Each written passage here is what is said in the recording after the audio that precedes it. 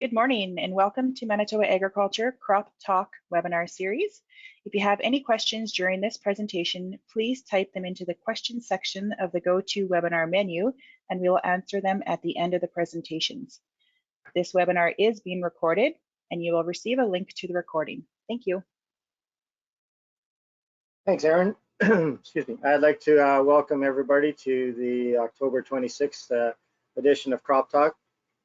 On today's Crop Talk, we're lucky to have Warren Ward with us. Warren works for the Canola Council of Canada, is an agronomy specialist, and he's going to talk to us regarding the Canola 4R Advantage program that the Canola Council is running, and some good information regarding how the program works and how we can use the program. And then after that, we're going to have a little bit of a crop update from myself. The panel is going to have today off as we got a pretty full day with Warren today. So with that, I'm going to hand it over to Warren and we'll get started with the Canola 4R Advantage.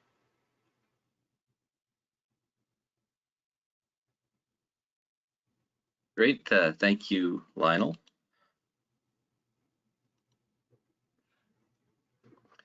So with Warren, that, you just yes? need to swap your display settings. Okay. There we go. There we go. All right.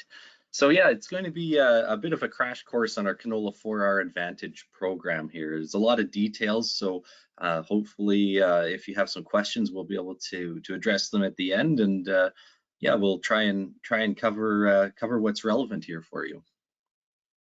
So maybe just starting off, we'll look at the purpose of the Canola 4R Advantage program, and really from our standpoint, it's to increase the amount of 4R nutrient stewardship practices that are being used on farms across the prairies.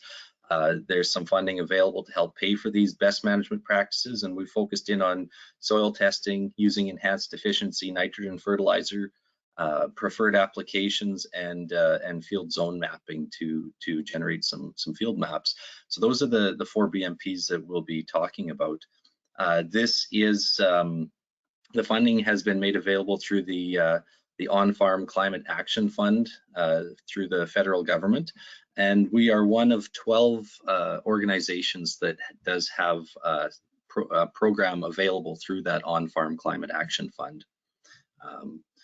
Really, and so our focus with this program is nitrogen management, and our goal is to increase productivity and profitability while reducing nitrous oxide emissions, which was the overall arching goal of the On-Farm Climate Action Fund. And in addition to these incentives, there will be some data collection just to help show the progress that Western Canadian farmers are making with regards to greenhouse gases and some of the reporting mechanisms that are currently used federally. So as I mentioned, there's 4 BMPs that we are funding with this program. Growers can apply for any 2 of those best management practices, again, with regards to nitrogen management, with a maximum of $6,000 per BMP, up to a total of $12,000 per farm per year. As I mentioned, soil testing, so this would be covering costs or helping assist with costs of lab analysis, so not the actual sampling, but the lab analysis or soil test portion of those expenses. With enhanced efficiency fertilizers, that's another BMP that funds are available for, and again, these are products that are designed to control the release of nitrogen over a longer period of time and improve productivity while reducing greenhouse gas emissions. Preferred application is our 3rd BMP, and that one is looking at moving from fall to spring applications or spring-summer applications of nitrogen. And field zone mapping is the 4th. So again, helping growers work with consultants to generate these maps that would be useful in elevating their nitrogen management within fields. And we'll cover these in a little bit more detail in a few moments. So first of all, I wanted to look at the guidelines and eligibility of for the program. So again, growers can receive funding for 2 BMPs per year, and with the annual limit of $6,000 per BMP. The program reimburses up to 85% of eligible expenditures. So growers will submit receipts for their total costs, and 85% of that will be would be eligible for the program. If growers are receiving funding for BMPs from other sources or amounts, this must be disclosed, because there are other organizations offering funding through the On-Farm Climate Action Fund. So we just need to make sure that nobody's double dipping and things are accounted for. A farm business can receive a total amount of $75,000 through the On-Farm Climate Action Fund. So whereas we have limits, other organizations will have limits as well, but in total, if you're using multiple programs, that $75,000 limit is what would be the maximum for any farm operation.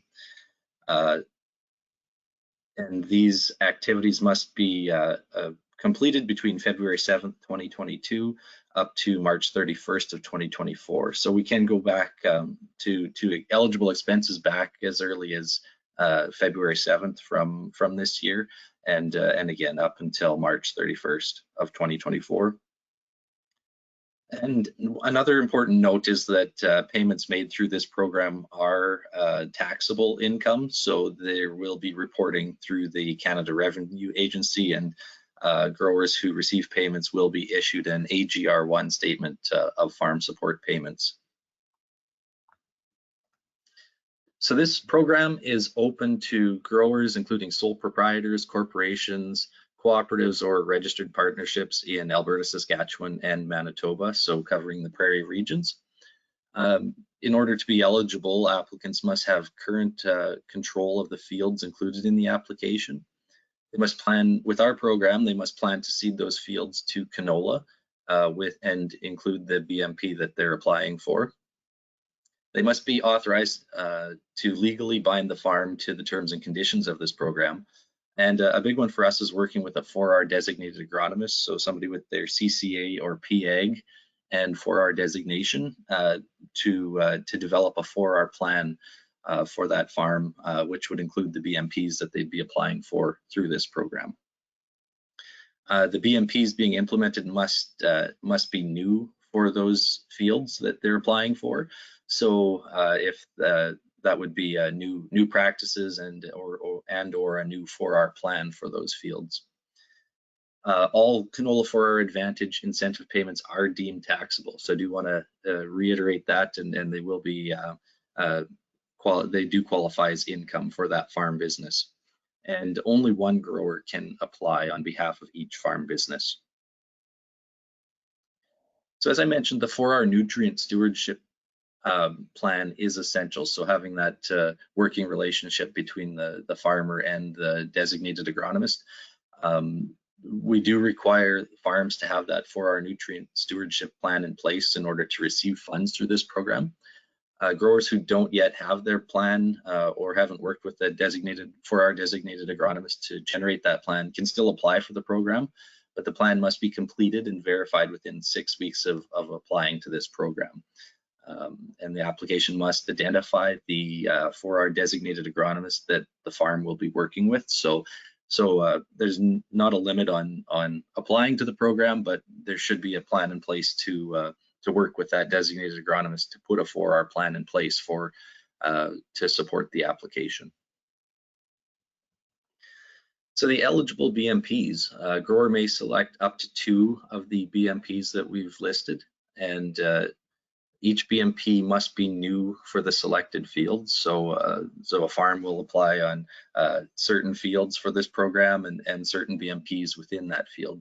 To qualify for the funding, the grower must have used, can't have used that same BMP on the selected field that they're applying to the program with as part of a 4R Nutrient Stewardship Plan in the past. So really the goal of the program is to drive new best management practices and I guess increase our or reduce risk and increase profitability that way. And the overall intent is to encourage growers to initiate or advance their use of 4R practices. So if we look at it, there's some more basic practices, and then there's some little more advanced practices there as well. So hopefully for most farms, there will be something that they can find beneficial that they'd like to get into with this program, and this will be some assistance to do so. Funding can't be sought from another off-CAF program for the same BMP and field combination. So let's say soil testing, for instance. If you're planning to apply for funding for soil testing on a field through this program, you can't apply for that same field, for that same practice through one of the other 12 or 11 off-CAF programs. So there will be an attestation that growers will need to make that they will not participate or receive funds from other off-CAF programs for the same field and same BMPs. Eligible BMPs may relate to either 2022 or 2023 planting seasons.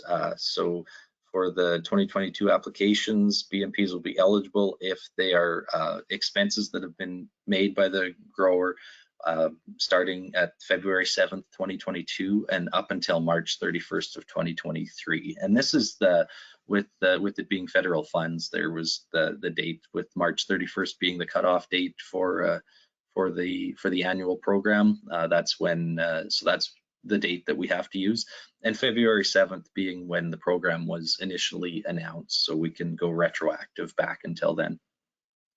All BMP activities must be completed, and canola must have been planted on the identified fields, and again, that June 30th would be the deadline for that.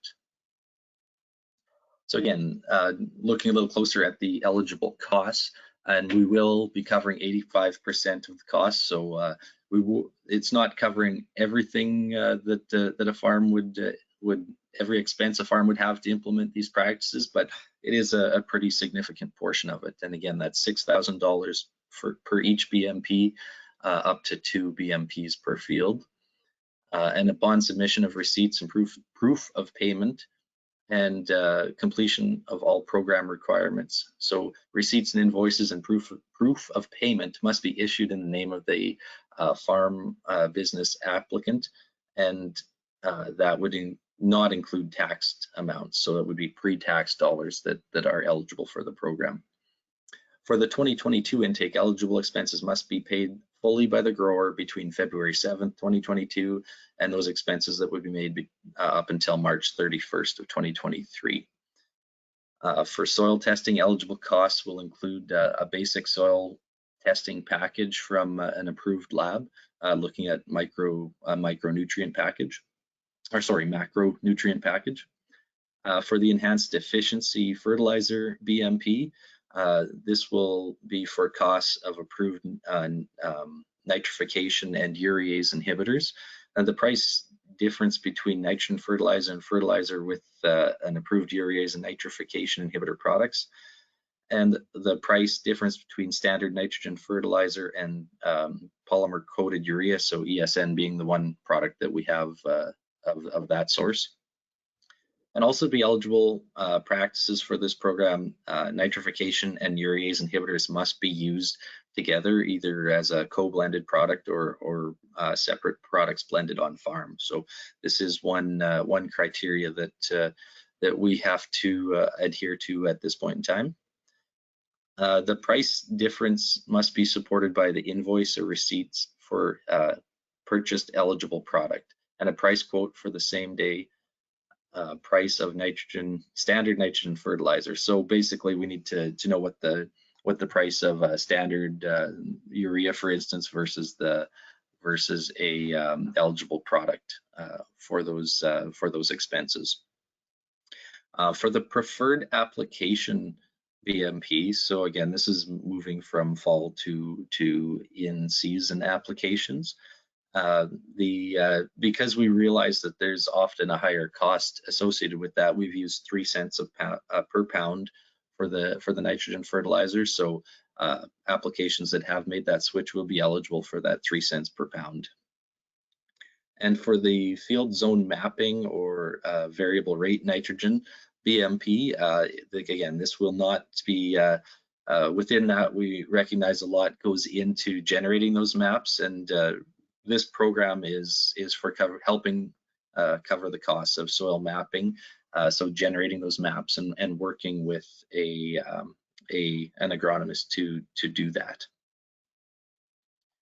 So ineligible costs would be anything that is with regards to nutrients other than nitrogen. So we are focused specifically on nitrogen with this program. Regular nitrogen fertilizer would not be eligible. Fertilizer application equipment, so we don't have any funding for equipment upgrades. Nitrogen management activities that are not recommended as part of the 4R plan would be ineligible. Taxes, so again, the cost would be the pre-tax cost that farmers would incur. In-kind contributions, so no free, we won't cover free product. Any portion of costs exceeding fair market value, so again, having that comparative to what market value is important. Any cost not specifically listed as an eligible cost, anything incurred before February 7th of 2022. Cost for BMPs applied to specific farm area prior to the program. So again, these it has to be new activity that we're covering. Any cost not specifically required for the execution of the product, and invoices or receipts that were not issued in the name of the applicant or farm business on this application. So with that, there's some attestations that will happen. Growers and the 4R designated agronomist will both be required to make several attestations on their application when applying for the program and when making claims for payment. So the attestations will include that the BMP activities are new, so whether they have not done that activity in the past or that activity has not been part of a 4R nutrient management plan. So if those are new activities, everything will be good, and we just need to have that sign off on it. Also that 4R nutrient stewardship plan has been verified by a 4R designated agronomist. So it's important for record keeping to have that. Usually it would be the designated agronomist that'll likely have that the record of that plan, but certainly we will need to make sure that that plan is in place. So signing off on that is an important step for us. Also, that canola will be planted to the fields to complete the BMP. So again, this Canola 4R Advantage program is specific to canola, whereas some of the other on-farm climate action fund programs are open to other crops. So that is one difference with our program.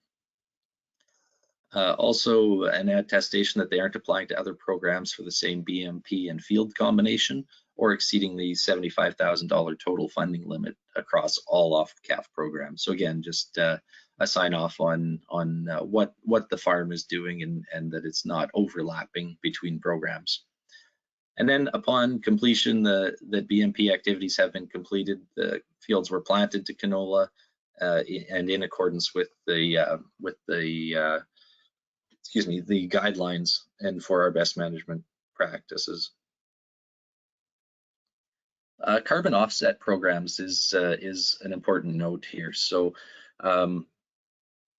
we realize this is there's growing interest around these programs, and growers have entitlement to all greenhouse gas emissions reductions arising from their Canola 4R Advantage project.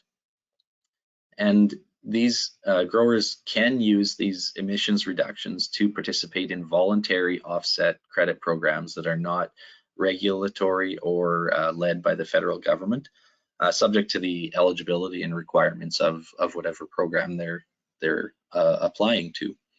What growers can't do if they're participating in any of the off-CAF funding is use those greenhouse gas emissions reductions to participate in regulatory or government-led carbon offset program. And this restriction only applies to the emissions directly associated with the BMPs that they've selected within this program. and on the area of the farm that they have applied for with this program.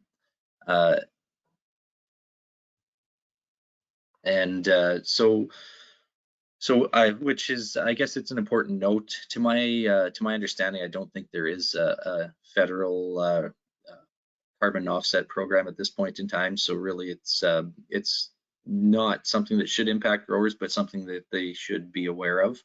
They should also be aware that it's unclear whether participation in this Canola 4R Advantage program could affect their eligibility for future enrollment into carbon offset markets. So again, not knowing what the future may hold and what organizations may have for eligibility requirements for future programs. It's just be aware that you know, there's always the potential that you may not be able to apply for them and this at the same time. Also, just please note that it's the grower's responsibility for ensuring compliance with the rules and regulations of any carbon offset market, whether voluntary or regulated. So with the program, there is an audit process that will occur as well. A select portion of the applications will be audited to ensure that everyone follows the rules and the program is equitable across all canola growers. So just like with any program, there needs to be an audit process just to satisfy that funds are not being misused. These audits of growers' claims will be done through the Canola Council of Canada, and they may include things such as a verification that the 4R plan is in place, that canola was planted on the fields applied for, or if there's other audit requests that come up. Please be sure to keep good records in case your claim is among those audited. So I don't think it would be a very intensive audit process to complete. I mean, if the documents are there to support that the practices you said you were going to do were done, and just have proof to show that.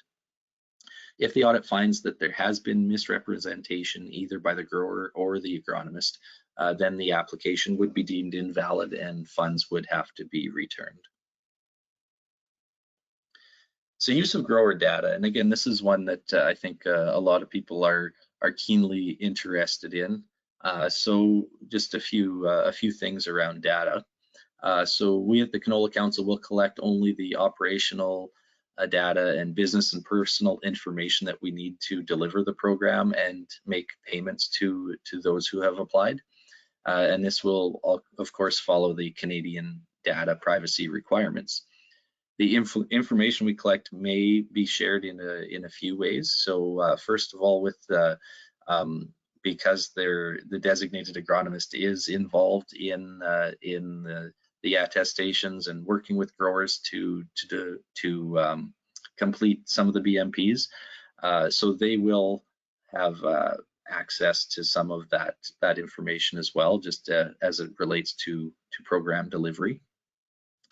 Agriculture and Agri-Food Canada, as necessary to administer and report on this program, or to evaluate scope, direction, and effectiveness of agricultural programming.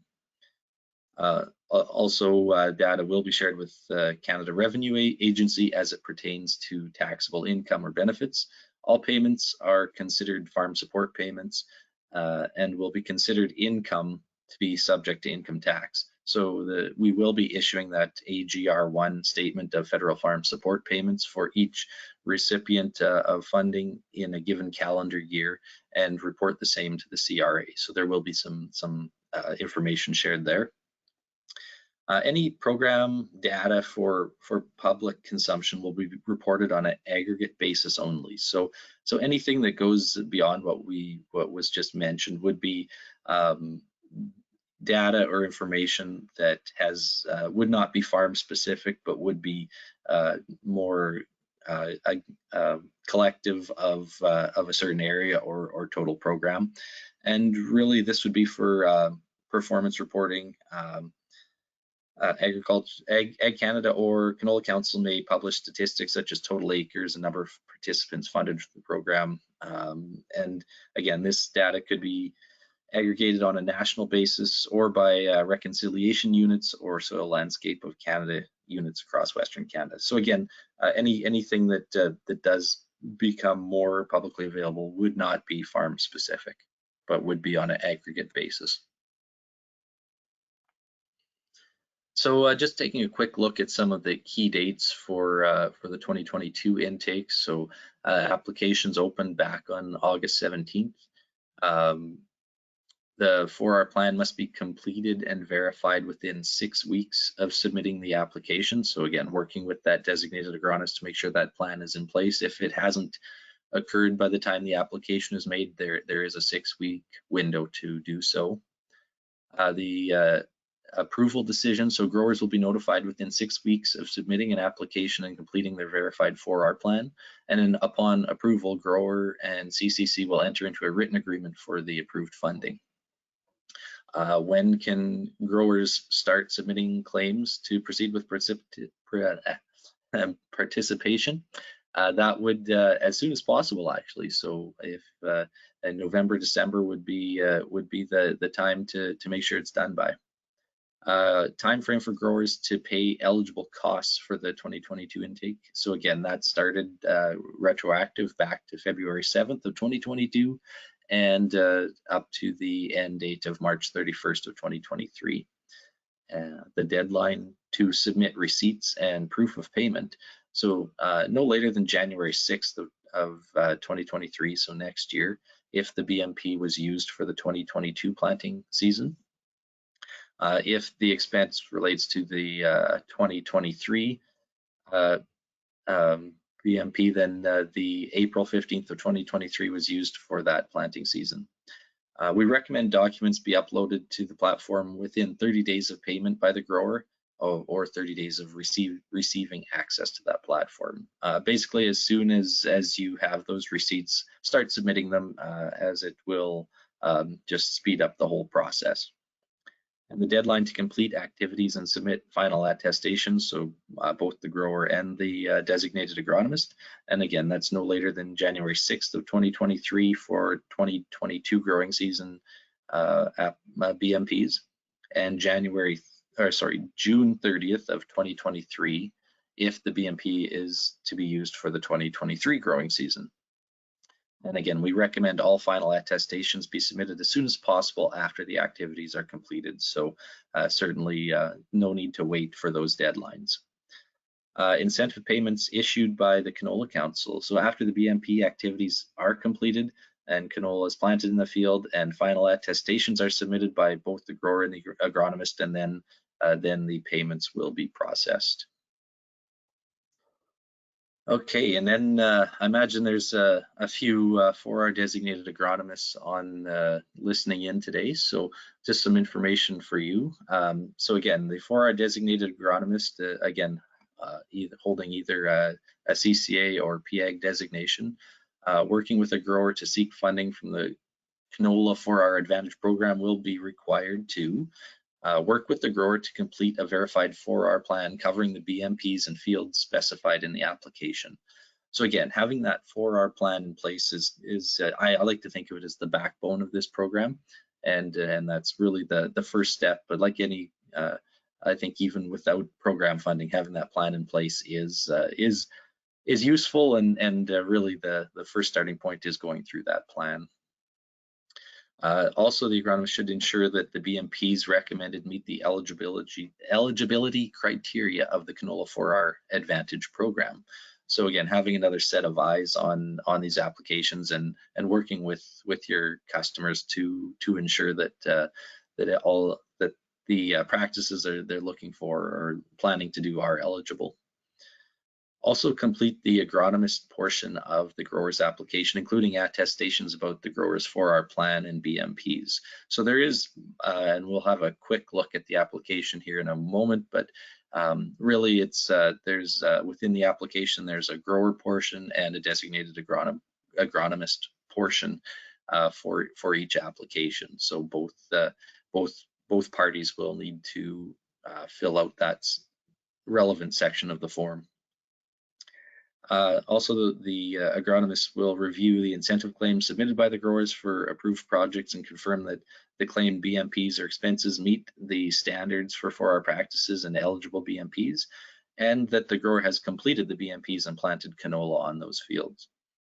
An agronomist may also initiate an application on behalf of the grower with their consent and assist with the grower's claim preparation once approved for funding. So again, just encouraging that good communication and work between the grower or the farm and the designated agronomist. So looking a little bit closer at the BMPs, so maybe a little bit more of the fun stuff now that all the details are are swimming around in your head. So our first BMP, soil testing. And again, we can reimburse up to 85% of the cost of a basic soil test package for macronutrients. And really, we're covering the cost of nitrogen, but it's very rare or uncommon that nitrogen would be the only nutrient being tested for. So again, we would look at a basic package that's likely going to include more than nitrogen. Soil sampling depth must be a minimum of 12 inches for participation in this program. It's not limited to 12 inches, so you could sample deeper than that, but at a minimum, we would like to see a 12-inch soil sample. And the soil analysis for nitrogen content must be conducted using analytical protocols recognized by the Soil Science Society of America. And the following list of labs are the labs that are eligible for the program. The soil sampling methods and criteria must be prepared and signed off on by the 4R designated agronomist. So our next BMP is enhanced efficiency fertilizers, and as you'll see, there's a list of products that are currently included in the program, including both nitrification inhibitors and urease inhibitors, as well as dual inhibitor products, and recently added controlled release nitrogen, so ESN is now eligible within the program as well. This list is subject to change. We are in the process of reviewing more products that could end up on the list, so that is important to note that it's not a set in stone list, and in order to make the list, there must be proven scientific research to support the efficacy and inclusion of the product in the program. Also of note, at this point in time, nitrification inhibitors and urease inhibitors must be used together. So whether that's either a dual inhibitor product or applying both types of inhibitors to the nitrogen fertilizer. And this is a requirement that has been placed on the program, and as of right now, that's the rule that we have to follow.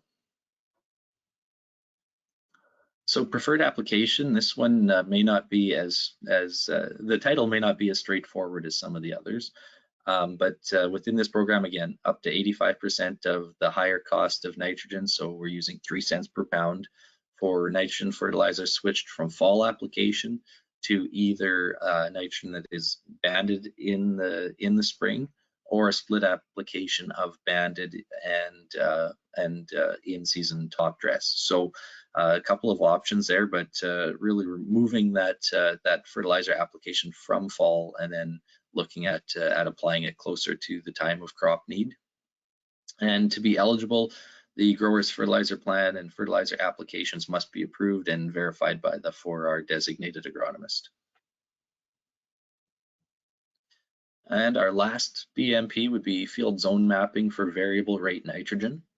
The Canola 4R Advantage program can provide incentives to use consulting services that help identify optimal nitrogen rates for different field zones, considering management practices, soil properties, yield potential, terrain, cropping history, and more. So essentially generating the maps that will be used for variable rate applications. To be eligible, a field zone map must include at least 2 zones with varying nitrogen rates. The 4R designated agronomist must prepare and sign off on the soil zone mapping criteria and methodology. And the 4R designated agronomist must also verify that the appropriate rates were applied to those zones that were generated. So again, a little bit of assistance there in helping generate the maps that will be used to use some of these more advanced fertilizer practices. Okay, so looking into the applications, a digital platform for online applications and portals. So if you go to the website, this would be the first thing you would see, the picture on the right hand side there, and this would be the start of the application. The application process, I haven't gone through it myself, but I'm told it should be fairly straightforward, and we are working with a service provider who has some experience with that. So hopefully it's a smooth process for those of you interested in applying. The applications will be reviewed on a first come first served basis. So each BMP will have a set amount of funds allocated to it. And as well, we do want to see geographic distribution of the funds. So there, within that, there could be limits within certain areas as well. So it's a first come first served basis. If you're interested in a specific BMP, applying early is your best bet of making sure you don't end up on a wait list for that practice. And as well, we are trying to make sure that there is coverage with the program across all of Western Canada. So if there's really high uptake in some areas, there may be a waiting list there as well, compared to an area where there was less uptake right off the bat. And as I'm mentioning wait lists, so yes, there will be a wait list if certain BMPs or areas become oversubscribed. So I rattled through that awfully quick. It seemed like a lot of information. I'm used to usually throwing a picture up and talking about that rather than reading off slides. So hopefully there'll be a few questions that we can discuss here shortly. If you're going through the process and you do have some questions, there's a number of ways you can seek information. One would be to email, and we have a direct email set up for that. As well, there are phone numbers that you could call here that I've listed, and you can call those for assistance with the application process as well. For any more information or to apply for the program, I encourage you to go through the Canola Council website and look for that 4R Advantage program. And there's lots of information there, and hopefully we can see a few more applications here as well. So with that, again, a lot of information in a relatively short amount of time. If there's any questions, I think I'll turn it over to Lionel here, but be happy to answer any questions as needed. Hey, Warren, thank you. There has been a few questions that have come through here, so I'll just start with them in order as they came in. So regarding soil testing, so the soil test lab analysis costs only are fundable, or actual soil sampling costs eligible? Yes, so only the lab costs are eligible within the program, not the sample collection. Okay. Can a tech ag qualify as a 4R designated agronomist? And that question came in a couple times as to what actually, or who actually is qualified for doing the as a designated agronomist. Okay, yeah, and that's a really good question. So we can talk that one through. So there's a couple of ways of becoming or obtaining the 4R designation. One way is to go through the training offered by Fertilizer Canada. So there is, I believe it's a 3-part module that they have. You can find on their website through their training and resources, I believe. Excuse me. So you go through that training, and at the end you would receive your 4R designation. Another way would be to go through CCA, which does also have 4R training. I think their training might have a bit of a cost associated, whereas the Fertilizer Canada one, I believe, is free or a very nominal fee associated with it. So once you've completed either of those trainings, you would have your 4R designation and could then work with growers to develop the plans for this program. Okay, so even if you're an agronomist right now with your CCA or a PAG, you still need to take the 4R course to become a designated agronomist. Yes, that's correct, and there are a growing number of agronomists obtaining that designation. I've heard through the grapevine from Fertilizer Canada that they are seeing more interest in it. So hopefully the program is helping drive some of that interest. And that, I guess an important note too as well is that being that there are 12 organizations that did receive or that do have programs through the On-Farm Climate Action Fund, and we are only one of them. Not all programs will necessarily have that requirement, but it is for our program. That was one way that we thought we could advance for our practices and really highlight the benefits that come for both the agronomist and the growers by having more individuals with that for our designation. Okay, so when the agronomist sits down with the producer and to develop the 4R plan, is there a template or something that needs to be filled out, or is it up to the agronomist to make his own, I guess, his own plan with the producer and then submit that plan to you, or is there a kind of a form that needs to be filled out? Yeah, and there is a basic form. So if a person were to go through the website and look, I think there's in the frequently asked questions and maybe somewhere else as well. But there is an example of the form. Just in conversations with some agronomists that are working for larger companies, some companies have their own internal tracking documents that would, they basically they contain the same information and would qualify as a plan. So it wouldn't necessarily need to be limited to the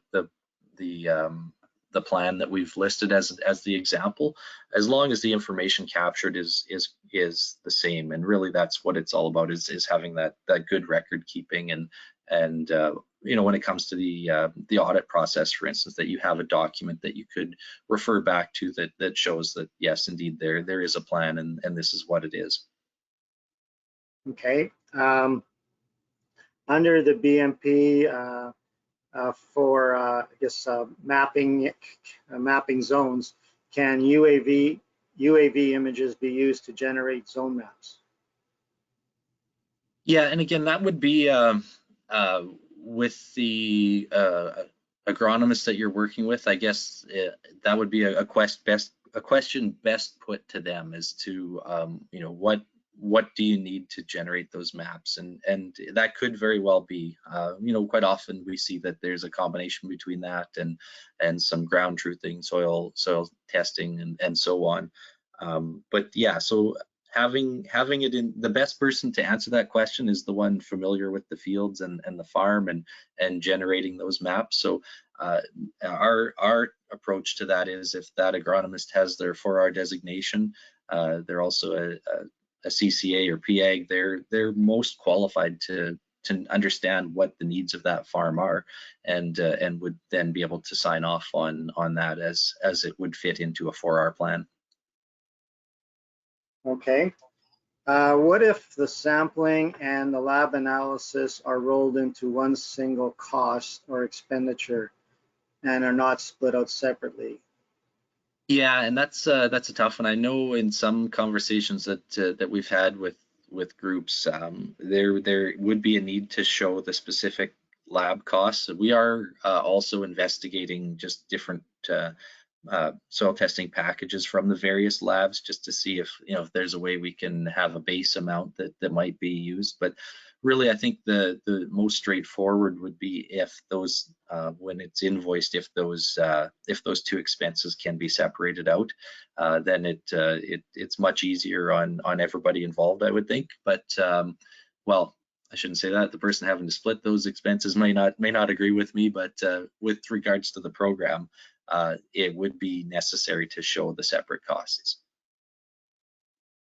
Okay, I think right now that's all the questions that have come up. So I'd like to thank you, Warren, for the presentation. A lot of good information. I think a lot of producers are going to be wanting to take advantage of some of these programs. So I got a feeling there's going to be more calls in the future as we get working on the program. Yeah, no, I appreciate the opportunity to speak about it. And again, there's lots of resources available online, and people if you available to assist if you need that as well. So thank you for your time.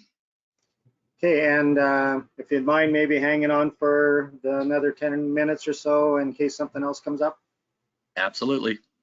Good, thanks, Warren. Okay, Aaron, yes, great. If you Good. Well, I've got a few slides to go through here as we complete today's webinar. And so again, just to maybe see where we are as of this weekend for seeding, I mean, not for seeding, for harvest. And as you can see, we're 95% complete as a province, which is pretty much right at our long-term average, and pretty much completed, I would say, for harvest. So we had a good run the last couple of weeks. I think a lot of areas received some rainfall over the past few days here, so anybody that has anything left is probably going to be sitting for a few days until we can get some warmer weather to dry things up. Most of the crop that's out there, there's still, maybe the odd field of soybeans still out there. Some corn, some sunflowers, and I think producers were working on those fields as we were getting close to before the rainfall here. We've got a new look on the landscape. We see a lot of guys out there with putting fertilizer on and getting some of the field work done. And just a heads up, there hasn't been anything changed regarding the restrictions on winter nutrient application. So basically we got till the November 10th for the deadline for applying fall fertilizer. So if you're still going out there and if the weather smartens up here over the next little while, we've got a few days left, but just remember that deadline. The Manitoba Hay Listing Service, there's lots of bales being put up for sale. We've had a fairly good crop of feed this year, whether it be hay bales or silage and straw. So there's a lot of guys looking to sell. So if you're needing any of that, definitely check out our hay listing service. When it dries up, I think there's a few guys still wanting to get rid of some flax straw. So remember the crop residue burning authorization and make sure to check if it's a burning day if you're going to be out there lighting some fires. November the 2nd, we have a Manitoba Ag has got a cattle nutrition workshop. It's going to be held at MBFI, which is just north of Brandon. If you're interested in attending, it's going to start at 10 o'clock and go till 3. And basically, it's going to be a full day of going through doing your feeding management plan for the winter. So some real good information there. The computer skills workshops are going to be starting in November. So a good update for people wanting to learn just some basic knowledge regarding whether it be emails, internet skills. We've got a couple of really good qualified staff coming around, and they're going to be capable of answering a lot of questions regarding your personal computers and how to access stuff and how to access applications online, just like we talked about with the Canola program. The applications are for our program, the applications are online. And so these are a little blurry, but these are the dates that and the locations where they're going to be at. They're all held in the evenings, and there's going to be some ads coming out in the Cooperator. If you need more information, feel free to contact any of the ag staff or ag service centers, and they'll have the information there, and I'll be giving those numbers shortly. Another one that's online now is the Environmental Farm Plan. So if you need to update yours, or if you haven't had the environmental farm plan done, you can now do it online. The Clean Farms is well into its pickups. We're into the later portions of October already, so definitely if you've got stuff that you want to get rid of that's on the farm, whether it be herbicides or pesticides or old livestock vaccines, these will be good places to get rid of that stuff and get rid of it properly. Our scouting panel, again, if you've got questions, they're always available, and if you've got questions regarding anything that's happening on the farm, feel free to contact these people, as well as our crop production extension specialists. There's locations and numbers, and if you're wanting to get a hold of the specialist, or if you've got questions regarding anything on the farm, give these guys a call. Our farm production extension specialists for livestock, and they'll be probably coming up workshop at MBFI. They'll probably be there. So if you want to talk to them in person, definitely go and attend that day. Our service centers, that's our for crop insurance, our mass service centers.